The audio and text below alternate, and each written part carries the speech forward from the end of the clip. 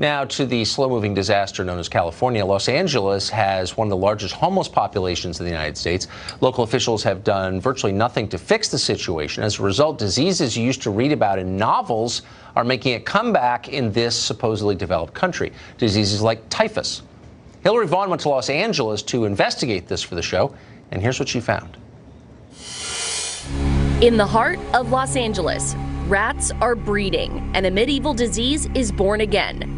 Typhus. These medieval diseases are here now because this environment got out of control. Typhus is popping up in LA's Skid Row, an area where homelessness sprawls across 50 city blocks. And an infectious disease eradicated in the 1800s that festers in filth and is spread by fleas and rats is back.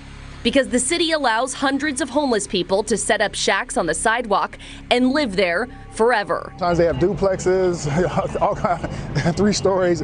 They have furniture. One lady had like a little rubber jacuzzi in here one time. They get real comfortable here. Officer Dion Joseph has spent over 2 decades on Skid Row. It's a mess everywhere now. He says letting tent cities thrive isn't protecting the poor, it's proliferating drugs and disease. We have some people right in this row here who have housing, but they'll set up a tent and pretend to be homeless all day and sell drugs. Spice, methamphetamine, crack cocaine. We have drug addicts, drug dealers, thugs who are preying on our most vulnerable. Councilmember Joe Buscaino, also a former police officer, led an effort to pass a city ordinance that let homeless people pop tents on the street to sleep at night, but have them pack up in the morning to keep streets clear. But the court blocked it from being enforced after advocates representing a group of homeless people sued the city, calling its enforcement cruel and unusual punishment. Our police officers are not able to do their job and clear our public sidewalks. It's insanity. They are not allowing us to clean our streets and our sidewalks.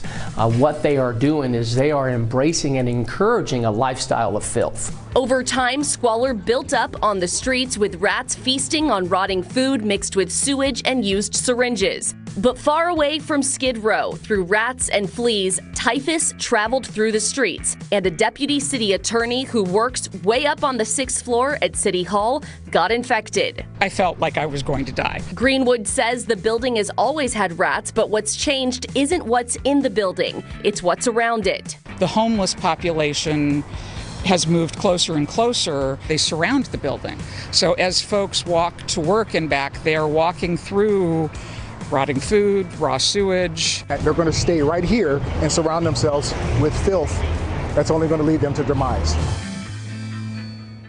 Hillary Vaughn joins us. Hillary, that's dirtier than downtown Mumbai, India, where I just was. Were you surprised by it? I was surprised, and I actually threw away my shoes after walking through the streets because I didn't trust that I could clean them effectively to make sure I didn't get, any form of typhus if a flea hitched a ride on my boots. How could there be used hypodermic needles on the street and no one picks them up?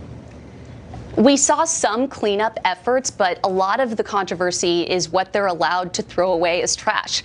A lot of homeless people keep piles of things on the street, and you may think it's trash, but they get upset if you try to remove it. Oh, homeless people get upset. Okay, that makes total sense. It's insane. Thank you. Thank you for that. Thanks. Amazing package.